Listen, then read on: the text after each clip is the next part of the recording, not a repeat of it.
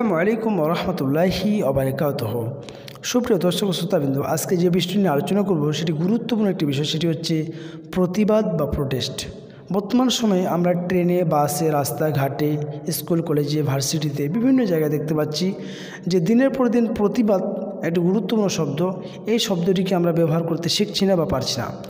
যেমন আমার সামনে, আপনার সামনে, যে কোনো ব্যক্তির সামনে যদি কোনো অন্যায় হয়, সেটাকে যদি আমরা প্রোটেস্ট না করি, প্রতিবাদ না করি, তাহলে অন্যায়ের মাত্রা বা খারাপ কাজের মাত্রা দিনের পর দিন বৃদ্ধি পাবে।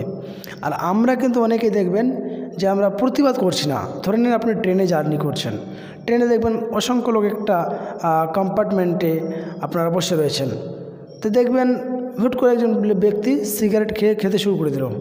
আমরা নিষেধও করি না, তো কী হচ্ছে, এর ফলে কী হচ্ছে, এই জিনিসটা বাড়ছে। কেউ যখন নিষেধ করছে না, তাদের মনে মধ্যে সাহস বাড়ছে যে কেউ তো কিছু বলছে না রে, খেতে শুরু করে দিচ্ছে।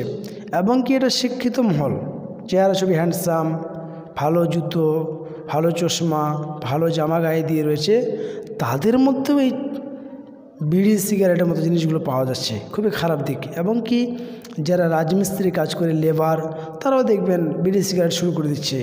তো এটা কত খারাপ দিক, এবং আমাদের সমাজের জন্য এটা একটা ব্যাধি। কারণ আমরা প্রতিবাদ কেন করছি না? আমরা যে প্রতিবাদ করি, আশা করি যে এই মাত্রাটা দিনের পর দিন কমে যাবে, কিন্তু আমরা কেউ প্রতিবাদ না করে দিনের পর দিন দেখবেন রাস্তাঘাটে, ট্রেনে, বাসে, স্কুল, কলেজে, ভার্সিটিতে, যেখানে সেখানে বিড়ি সিগারেটের দুর্গন্ধ, ধোঁয়া, খুব দুর্গন্ধ। অনেক মানুষের কিন্তু দম বন্ধ হয়ে আসে।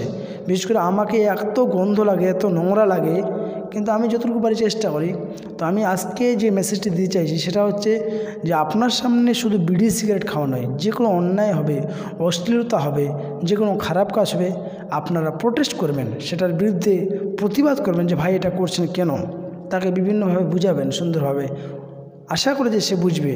এবং এটা যদি আমরা বুঝাতে পারি, অটোমেটিক্যালি 10 জন লোক শুনবে, সেখান থেকে আরও বাড়বে জিনিসটা আস্তে আস্তে করে। এই যে বিড়ি সিগারেট পাবলিক প্লেসে খাওয়া, বিভিন্ন জনসম্মুখে খাওয়া, এটা দিনের পর দিন আশা করি যে কমে যাবে। আসসালামু আলাইকুম।